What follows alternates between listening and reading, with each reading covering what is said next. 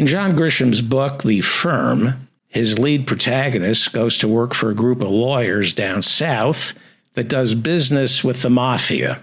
And to keep its lawyers in line, the firm spies on everyone. Why?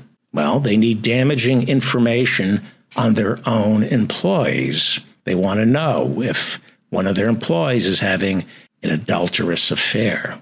Why? To use it against them, to keep them in line. And apparently Fox News took a page out of Grisham's novel, The Firm. We are now hearing reports that a senior producer for Maria Bartiromo is willing to testify under oath that she was asked by Fox News management to spy on Maria. Why spy on one of your own anchors? Well, to find out if she's loyal. Is she looking to go someplace else? Or, as seems to be the case with Maria Bartiromo, Fox News executives wanted to know if she was sleeping with Speaker of the House, Kevin McCarthy. Apparently, the rumor over at Fox News was that Maria Bartiromo was sleeping with Kevin McCarthy, and management wanted answers, or at least Tucker Carlson certainly did. When Maria's producer moved to go work for Tucker Carlson, that's the very first thing he asked her. Is Maria Bartiromo sleeping with Kevin McCarthy? Now, you don't only spy on your anchors just because the people at the top want gossip. Fox apparently asked workers to spy on their anchors and other employees to get actionable dirt, to make sure they do as and say as they're told, to make sure that they can't go anywhere else or ask for more money without the muck that's been uncovered bubbling to the surface and humiliating that employee, that Fox anchor, who's either thinking of leaving or of scorching the place should Fox decide to fire them. And it's important to keep in mind that Fox News is not an outlier. This is how politics, Hollywood, and corporate America have always operated. Fox News just happens to be run by idiots who keep getting caught, getting dirt on your supposed allies, your coworkers. This is how things work in corporate America, either tacitly or implicitly. Read the New York Times. Read the articles that have been written about Anthony Pellicano, the detective who was known in Hollywood as the Fixer. Read about how criminal attorneys, divorce attorneys, would hire Anthony Pellicano to get dirt so that court cases would miraculously disappear. Plaintiffs would miraculously be willing to settle for a lot less or not sue at all. Divorces went away. Read about how Anthony Pellicano would give big stars accused of rape a heads up on what the detectives who are about to charge the big star, what they have on the star, so that the big star would know how to alter his testimony so he could come across as innocent. Read about how Hollywood's top managers would hire Anthony Pellicano to spy on their very own clients, to get dirt on their own clients, to keep their clients from leaving or from suing them. You know, your client accuses you of stealing from them. Been known to happen. Managers and clients. Managers tend to steal money from their clients. You hire Anthony Pellicano. He digs up some dirt on the client you're stealing from, and your client suddenly goes, you know what? On second thought, salute. Keep it. It's yours. What do you think the CIA does? You think it's keeping us safe from terrorists? Or do you think most of its time is spent spying on our allies, digging up dirt to protect America's financial interests? I think most of the work the CIA does is protecting America's financial interests. by digging up dirt because it is dirt that makes the world go round. Why do you think Donald Trump became president? Why? Because everyone has dirt on him, including Putin. That's who the people in charge want in charge. Someone who has a lot to hide. Same goes for Biden. I'm voting for Biden. But the same rule applies to Biden. The old guard in the Democratic Party likes Biden because he can be bought. He's got things to hide. Now, that's the truth. He's got things to hide, which makes him attractive to the people who run the Democratic Party because it's easier to control somebody who has something to hide. Now, I want the Republicans to leave Hunter Biden alone. It benefits nobody to destroy this man's life. Leave Hunter Biden alone.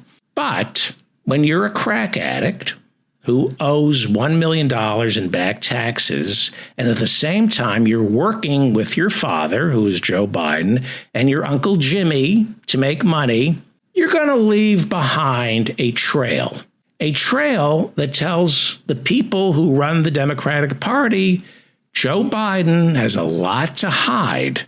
We can control him. Put him out there in front. The dirtier you are, the more power you accrue. The Clintons were filthy.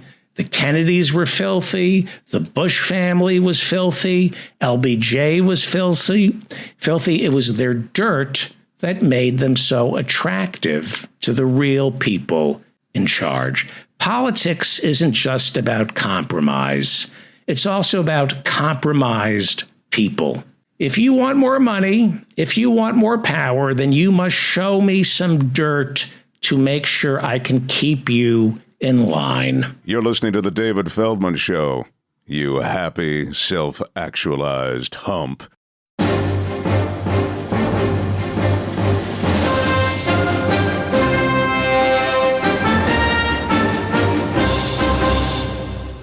The Reverend Barry W. Lynn has a new book out. His trilogy, Paid to Piss People Off, Prayer, Porn, and Protest. Peace. That would be peace. Peace. Yeah. We're going to do it again, and then you'll get it right. Peace, peace, prayer. Peace, porn, and prayer. And in that order, yes. Peace, porn, and prayer. 3 books. The trilogy is entitled Paid to Piss People Off. It's published by Blue Cedar Press. You can buy it at Blue Cedar Press. You can go to barrywlynn.com, go to Barnes & Noble, or the other place that we don't talk about, but you know what I'm talking about. Before we talk about prayer, I want to know how I can get in touch with Leonard Leo. He is a good friend of the Thomases.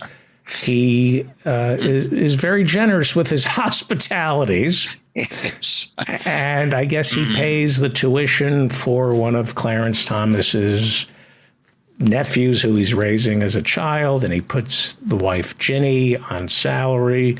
How do I get hospitalities from conservative billionaires like Leonard Leo? And what's wrong with a Supreme Court justice accepting hospitalities? He's not going to hurt. Who's he hurting? Just the American people. Like I said, who cares? No, it's day after day after day of scandal. And I rarely would want to blame just one justice, but Clarence Thomas is a man with obviously no moral standing at all. He can quote scripture. He can talk about how many times he goes to church. But as far as I'm concerned, and I think a lot of people feel this way, he is a loathsome liar. He lied to get on the court. He had the nerve at one point during his confirmation hearings when asked about abortion. He said, I never talked about it. I never talked about it. How can you not talk about one of the seminal decisions, the most important decision that is stuck in the brains of everybody living in the 60s, 70s, and beyond? he's a liar. He also said he believed in the separation of church and state. Maybe he believed in the separation of church and state on Mars, but he sure has never, ever done anything to suggest that he understands the principle here in the United States. He says he didn't know that it might be an ethical problem when he takes hundreds of thousands of dollars from this major donor and is subsidized on vacations for he and Ginny. And then the two things that you mentioned that just came up this week, the fact that someone is paying his wife. And then we've got others. John Roberts, of course, refused to testify this week before the Senate Judiciary Committee. And his wife was, first of all, she ran something called Feminists for Life at the time that she was, that he was nominated. And I do remember this rather difficult conversation that I had along with the heads mainly of women's rights organizations at the time, who said, we can't impute to Justice Roberts the feelings of his wife, because if this was the opposite gender reversal, it would be scandalous for us to say, well, we just assume she believes what her husband believes. And that was a principled position. I later found out that when this very issue came up with a right-wing group of lawyers who used to meet every Monday on the telephone, it came up. They were looking at each issue. They said, what about abortion? And one of the people said, John's wife is the head of Feminists for Life. And everybody said, yeah, that's right. In other words, they didn't even take a minute to discuss it. They just assumed it to be true. Right. And although possibly for some, so he gives the appearance of not being as crazy as some of his colleagues, he hasn't voted in the most extreme way in every single abortion case, but just enough to make a horrible difference. And she collects, $12 million as a headhunter, correct? She is a headhunter now. I don't know if she makes 12 million. I've heard that number, but it sounds like 12 million over a couple over of years. A period of time. Yeah, yes, right. That I can certainly believe. So it's not unusual for a Supreme Court justice to testify. I think 40 times in modern history, Supreme Court justices have been called on Capitol Hill. It's not a separation of powers thing. No. So he's just, and then if you subpoena him, it's challenged in the courts. Right. And then he gets to decide.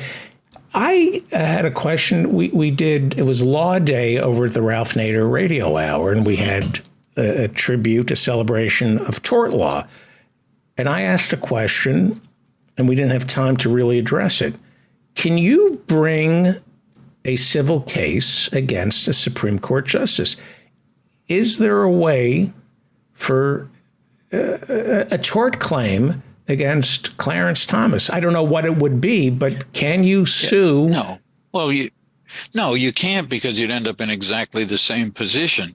You'd have to have it appealed. Let's say some lower court said, sure, you can do that. We'll hear the case. It would be appealed before it's heard.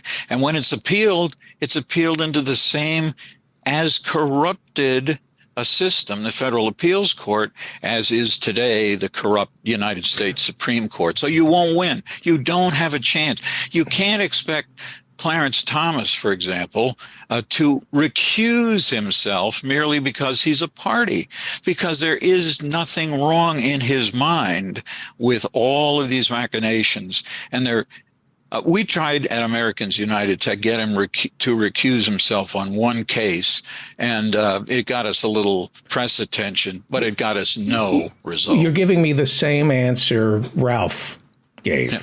And this is why I'm asking you, because I didn't have time for a follow-up. Okay. So you're telling me realistically, but theoretically, can you bring a Supreme Court justice into the civil courts? Theoretically. Yes, you could. And if you had a cause of action like the justice's dog bit you on the way to the subway stop, you could do that. And there would be some courts who would say it's so entirely outside of the duties of a Supreme Court justice, you could bring such a suit. But anything that you try to say that will tie the conduct or the opinions of Justice Thomas to any harm to you, it has to harm you, you're out of luck. There's no way. You're talking pragmatics. I'm talking no, but I mean, theoretically. But you can sue. I think I've been saying this for 3 years on this show. You can sue anybody about anything. You can file papers. You can sue, and the person has to respond. So he would have to have someone respond and explain why he cannot be sued. But, this is you can love it or hate it, but in America, you can pretty much sue anybody for anything at all, no matter how frivolous. Some police officers in some cities and some states have qualified immunity. I'm going to assume that you cannot bring a president of the United States into a civil trial for a drone strike, or can you?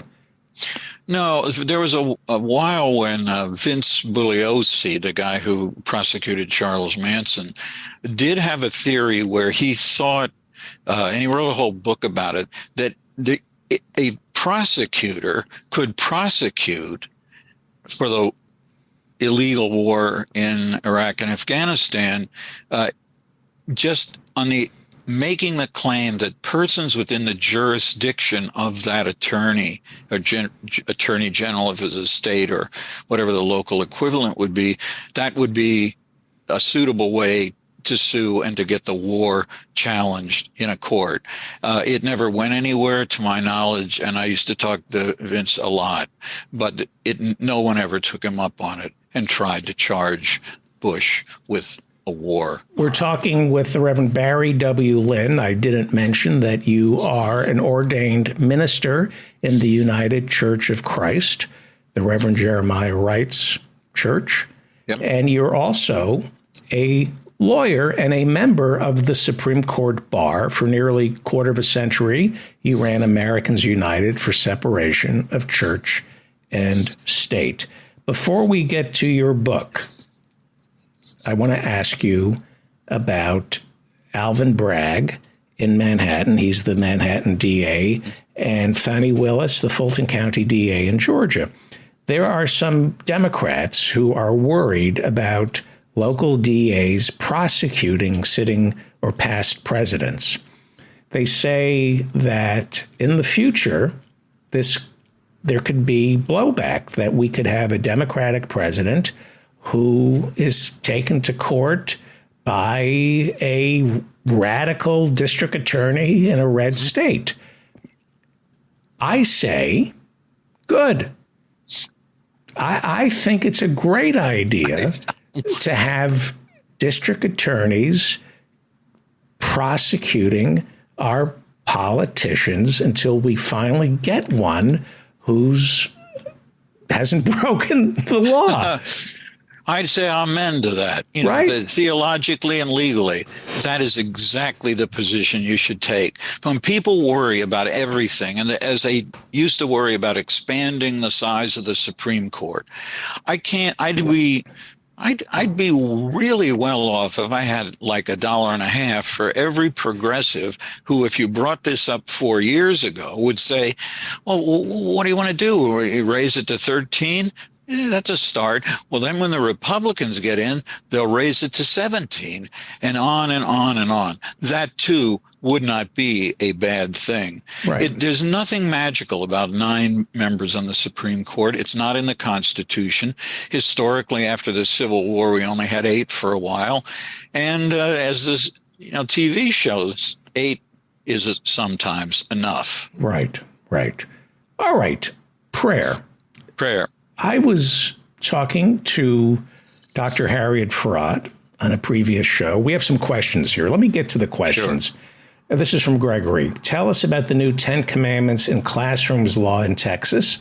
This is from Nancy. If the number of seats on the Supreme Court was increased to be equal to the number of circuit courts, wouldn't that solve the problem of unfettered growth of the number of seats?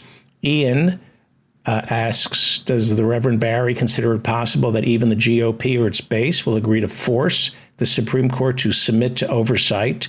And Tom Weber says, dumb question. It's never a dumb question. I always say to my kids, there's no such thing as a dumb question, just dumb children. Yeah. I bet you don't say that out loud. I don't say that. Well, because they're probably as tall as you are by now. Yeah, they are. They are. Well, okay, so even though I didn't feed them. I kind of try to stunt just for my own protection.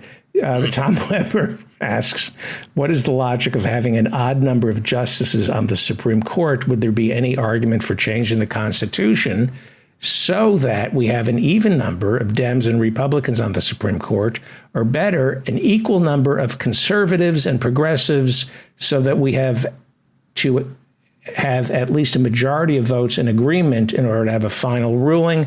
And Catherine writes, instead of increasing the number of Supreme Court justices, why can't we charge the last 3 Republican judges with perjury and impeach them before they obviously lied to get confirmed? Good collection of questions.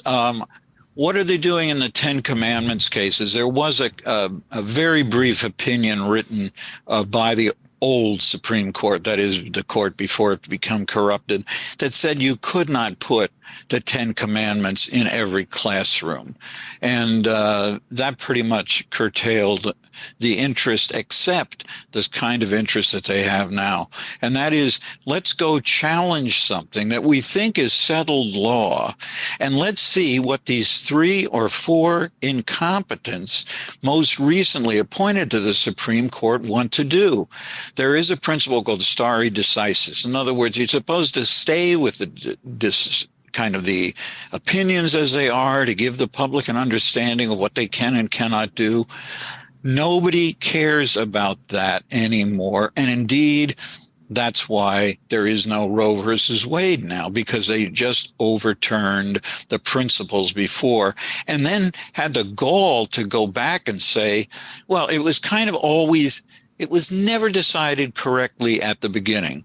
What they want to do with these cases of the Ten Commandments is they want to see if they can get some state to pass it and then have it challenged and then work its way up the federal system to the United States Supreme Court. And just as a footnote, they could do the same thing with creationism.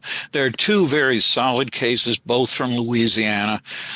One said they prohibited the teaching of human evolution. That was declared unconstitutional. And then in an only slightly later case from Louisiana, the issue was, could you give balanced treatment to the teaching of evolution, which is science, and something called creation science, which is religion masquerading as science? And again, the majority of the court said you couldn't do it. That violated the law. But it would be great, some people are saying, on the creationism front, they're doing the same thing. West Virginia just barely defeated an effort to include what's called intelligent design, another phony way to describe God creating the universe as science. They're desperately trying. And I was teaching a class earlier this week. I said, I couldn't be sanguine. I couldn't really be sure that either in the case of the Ten Commandments or most importantly, creationism, I think they might be able to literally overturn precedent because they don't care about precedent. The problem I'm up against is I can't keep up with their insanity. And now they want to get rid of no-fault divorce in Texas. No-fault divorce is about 30 years old, and it allows women to leave a marriage. 2/3 of all marriages are dissolved by women. And, most men go, why don't you, honey, don't you want to stay in this abusive relationship? And it's women who want out. in the past, Sure. before no-fault divorce, the man had to grant a woman a divorce.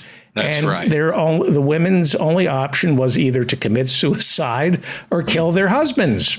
That's right. And both happened. Yes. Yes. And then and I'll get back to the other questions about the numbers, but there's a case that's going to be heard by the Supreme Court. They just decided to take it this week in the next term that will give the possibility that the Supreme Court will change the standard for considering whether agency actions by Health and Human Services or the Environmental Protection Agency are constitutional. Is this the Chevron? Is this a Chevron case? Yes, it's a Chevron issue. And this could, and of course, the latest and seemingly the best person on the kind of side of reason has recused herself, Ketanji Brown, because she was involved in a case at a lower level court. So she did the right thing. She recused herself, but the other guys don't. And this would literally mean that no matter who was in charge of the Congress and the presidency, if he or she decided to impose legitimate but strict some kind of consequences, some kind of actions to stop pollution, for example, the Supreme Court would say, well, we're not scientists, but this sounds unconstitutional to us. The Constitution that they're reading, the four people I just mentioned, is a constitution similar to the one that you might find on Mars, since we haven't been there. It's not about the United States Constitution. The court, 9 people who are not elected, and in most cases, frankly, couldn't be elected to public office, literally would be given the power to make all the judgments about health, about women's reproductive rights, about the environment, and about the very nature of the court itself. If somebody said, oh, couldn't they just overrule that?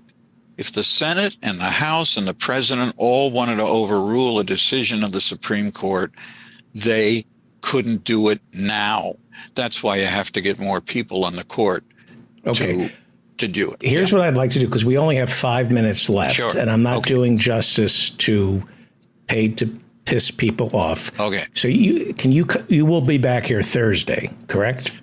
I will be back on Thursday. Okay, so let's, Yes. in the 5 minutes we have left, and I apologize to everybody, Paid to Piss People Off is the name of your trilogy, Right. and one of the books is entitled Prayer. Yep. You are a reverend. Yep. Tell me about prayer. Do you pray? I do pray, but you know what? I have never, ever heard of a person forced to pray that became a better person because of it. There are plenty of people, we had on the show some months ago, the Reverend Rob Schenck, a man who changed his whole mind about everything, and he did it in part by prayer. And through you. And through me. And I was a little surprised he gave me that much credit. But I also, to go back to Leonard Leo,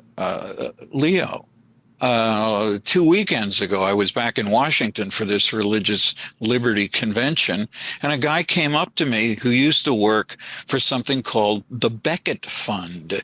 And I used to have these debates with, his name was Kevin Hassan, who was the director. And this guy came up to me, and he was their communications guy. I said, what are you doing? He said, I quit. They forced me out. And he told me that he had been providing information, among other people, to the Washington Post, which just today did another piece explaining how Leo is so involved in so many organizations, all of which are determined to turn America into a Christian theocracy. And we talked for 10 or 15 minutes. People do see the light. They do come to their senses. Sometimes they might do damage along the way, but they see through these people, because one of the things about the religious right, I think there are people on the religious right, the leaders, the people that you've seen over the decades on television and heard on radio, who honestly believe what they're saying. But then you also have charlatan after charlatan after charlatan who want people to think they believe X, Y, and Z, even if they believe A, B, and C. They want the money. We have 2 minutes left. These billionaires who are funneling money to Ginny Thomas and Clarence Thomas say we have no business before the court. In other words, my business, my billions of dollars are not before the court, but how I donate those billions secretly are before the court. Through my religious beliefs, the way I fund anti-abortion, all these, the creationism, so they have nothing but business before the court. We don't even know who's paying for these amicus briefs, right? Isn't there dark money involved? No, yeah, there is dark money. But, frankly, a lot of these groups are so happy to file these briefs, to publicize the briefs, and then to claim that their brief was kind of the tipping point that made the Supreme Court see the light. So they don't hide it as deeply as you might hide in the shadows if you were planning to knock somebody over the head after they came out of a restaurant. Right. But they're so happy to do it and claim credit for it, and claim credit, therefore, for literally changing the landscape of the United States. In the book Prayer, do you talk about being the recipient of an imprecatory prayer, and what is an imprecatory prayer? Yeah, an imprecatory prayer is a prayer that someone prays against you for you to die or to become seriously ill. And I had, as far as I know, I still have 2 pastors praying for my death on a regular basis. One of them I did run into in a hotel lobby once. And he came over and he was like, "Oh, Barry, I'd like you to meet." And he introduced me to some other religious right figure. And I said, "Yeah, well, I've been listening for those prayers. I'm waiting for something to happen, and hasn't happened yet." And he just laughed. They do believe, though, and I think it's important that people understand this, when somebody prays for your death and they are truly an ill-equipped, perhaps, member of the clergy, they will say, but there are Bible passages in which people pray for the death of someone else. And they're right, but usually the offense was something more than irritating them by filing a complaint with the Internal Revenue Service about the way they were conducting their business. We have to make phony phone calls again, Reverend. That would be fine with me. We should call these prayer lines and ask them to do some.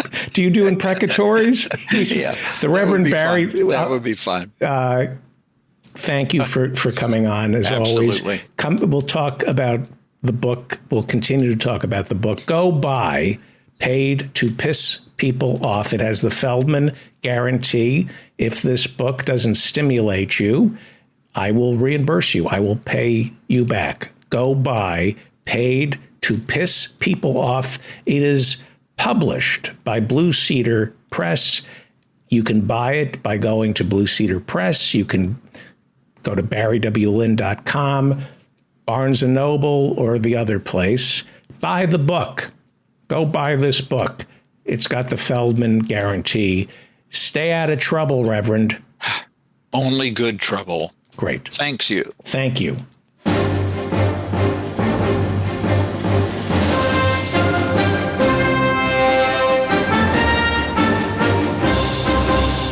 You're listening to The David Feldman Show. You happy, self-actualized hump.